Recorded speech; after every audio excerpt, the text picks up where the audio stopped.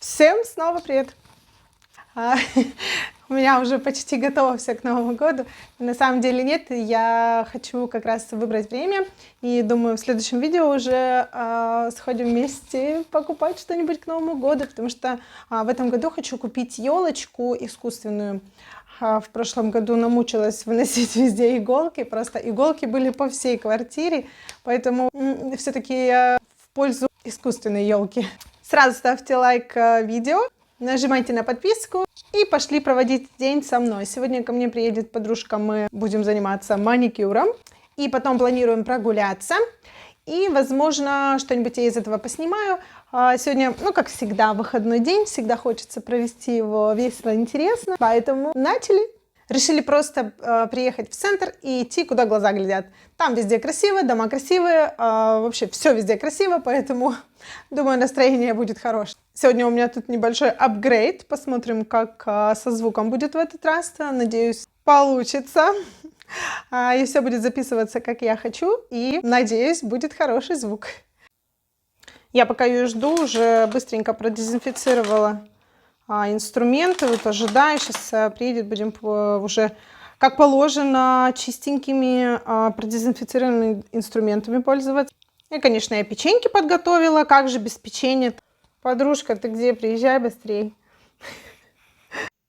Ну вот и готово, новогоднее настроение уже начинает появляться, поэтому у нас будет пингвин.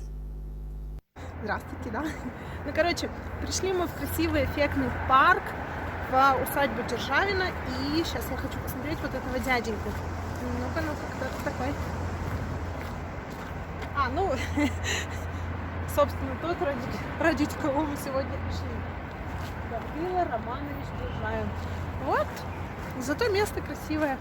Очень даже нам тут нравится. Мы решили еще зайти в кафе «Оранжерею» и там купить кофеек. Ну, тут еще есть парк красивый, мы решили везде прогуляться. В общем, буду показывать. Мы в такой дворик интересно зашли. Вообще, я думаю, тот, кто умеет красиво фотографировать... О, театр. Тут, наверное, пусть здесь сделал неплохие кадры. Но, наверное, не мы. Подружка у меня там гуляет. Вот этот милый скверик. Хорош, конечно. Выглядит все очень красиво, эффектно. И чистенько. И обожаю, когда вот такими камешками все выложено.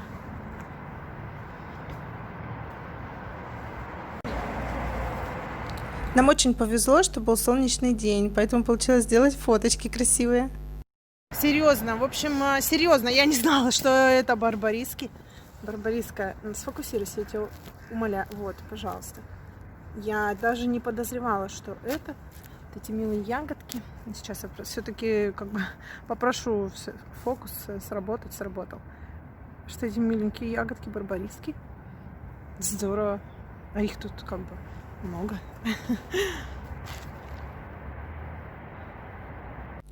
По такому случаю селфи с барбарисом. В общем, мы решили зайти в кафе. Открывайся. Ой. Здесь на самом деле очень миленько.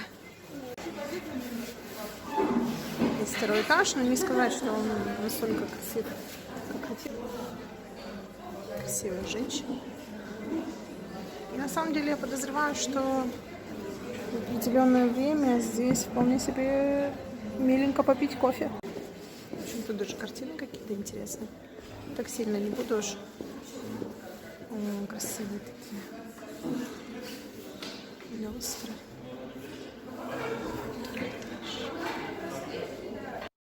И кафе уютное, и вид красивый из окна.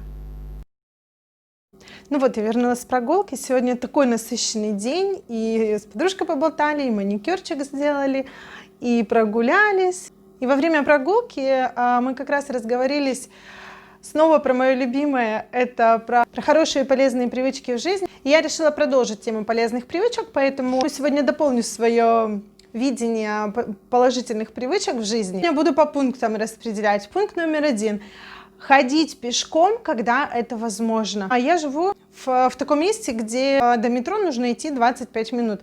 Для многих людей это уже катастрофа, они садятся на автобус, соответственно, едут.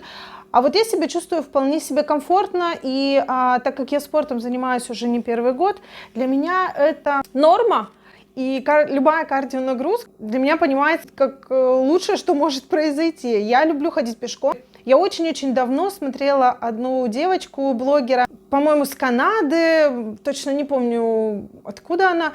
Мне очень нравился тот момент, что она везде ходит пешком. Она открывает карты, ставит точку Б, ставит точку А, куда ей нужно прийти, и смотрит, как можно добраться пешком. То есть и для нее пешком было добраться вообще там час, полтора, два в один конец, очень классный. И она это мотивировала, во-первых, тем, что, во-первых, идти, ну, это все-таки полезно. Я тоже поддерживаю эту точку зрения. Я считаю, это и для сердца полезно. Ваше сердце работает, легкие насыщаются кислородом, кровь насыщается кислородом. Не буду уже лекцию тут читать о пользе пеших прогулок по свежему воздуху. Это как-нибудь в следующем видео. И она также рассказывала, что, она идет гуляет и смотрит по сторонам, сколько красивых зданий, сколько всего интересного. То, что если бы она ехала на общественном транспорте, она бы этого не заметила. И действительно, я взяла за пример эту идею и начала ходить. Для меня сначала было 40 минут в один конец. Это что-то безумное. Я думаю, ой, как долго идти. И когда я жила в центре, я ставила себе там цель, там 40 минут,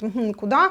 И там смотрела какое-нибудь красивое место. Потому что в любом городе, где бы ты ни находился, в центре всегда все красиво, всегда сохранена архитектура. Ну и все такие эффектные моменты. Я вот как сейчас я точно помню, я начинала с 40 минут. 40 минут мне нужно было дойти до Марсового поля. И я шла, и мне действительно нравилось. Я шла, прогуливалась, смотрела, что по сторонам, какие красивые здания там. Ведь когда ты просто едешь с одного места в другое, ты даже не замечаешь этой красоты. Поэтому ходить пешком, я считаю, полезно как минимум вдвойне для здоровья и для того, чтобы увидеть все, что тебя окружает, и просто как минимум любоваться красотой вокруг. В дополнение к этому скажу, что также еще есть в любом телефоне приложение, которое считает шаги. Мне с некоторых пор стало очень интересно, какое количество шагов я прохожу. И вот я считаю, для хорошей активности такой, которая будет в том числе и сжигать жиры, да, человека, это 10-15 тысяч шагов.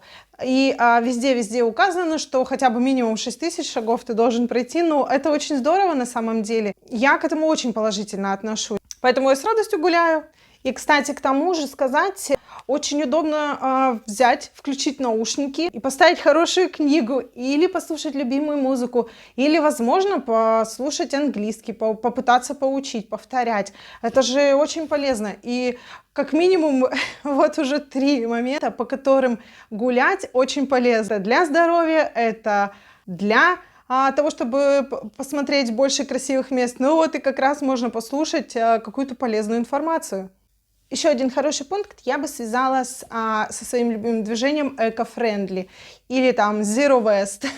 В общем, суть у него одна. Я беру всегда с собой, когда я знаю, что у меня час-полтора или вот вообще я гулять буду, я беру с собой термос свой. Я его уже 1000 раз во всех видео показывала. Во-первых, можно взять с собой кофе сразу. Во-вторых, в любом кафе тебе без проблем нальют в твой термос кофе или что-то там захочешь, там чай или еще что-то. И тем самым, во-первых, ты поддержишь чистоту нашей планеты. Опять же, немножко, чуть-чуть отойдем, как говорится, от темы. Или наоборот, вернемся к теме эко-френдли. Все-таки мы чуть-чуть позаботимся о своей планете. Зачем лишний раз брать стаканчик, когда есть возможность попить в своем термосе? Во-вторых, опять же, тоже движение Zero Waste. Ты ничего после себя не оставляешь. Ты берешь кофе или что-то там, любишь чай в свой термос, и пожалуйста. И есть еще продаются такие кружки, которые складываются, там, по-моему, из 3 частей они стоят, и они буквально такие кругленькие, маленькие, как крышечки остаются. Такую кружку можно всегда брать с собой в сумку, бросила на тебе место, много не займет. Если, например, там термос, у меня там 300 миллилитров, еще хоть что-то занимает, какое-то количество места в сумке, то маленькая такая складная кружка вообще ничего не занимает.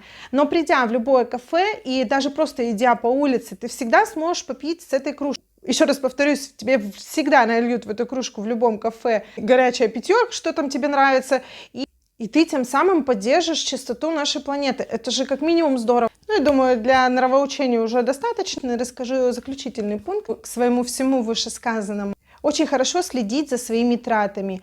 Я также уверена, в любом телефоне и в любой, наверное, банковской программе есть приложение или часть из приложений, которая следит за вашими тратами. То есть всегда можно отследить, осознанные ли эти траты и так далее. То есть всегда можно посмотреть, куда больше финансов уходит, и всегда можно проанализировать, туда ли уходят деньги. Потому что анализируя за какой-то период времени, неважно, там можно же ведь в любое время посмотреть, и открываешь и понимаешь, что кофе-то что-то ты напил в этот месяц чересчур много, или каких-то трат получилось больше, чем хотелось бы. Опять же, таким образом, благодаря таким приложениям можно ставить какие-то определенные для себя рамки, понимать, что уже так, наверное, на кофе уже достаточно в этом месяце, или там, наверное, там на одежду потрачено достаточно в этом месяце. То есть можно вот таким образом отслеживать свои траты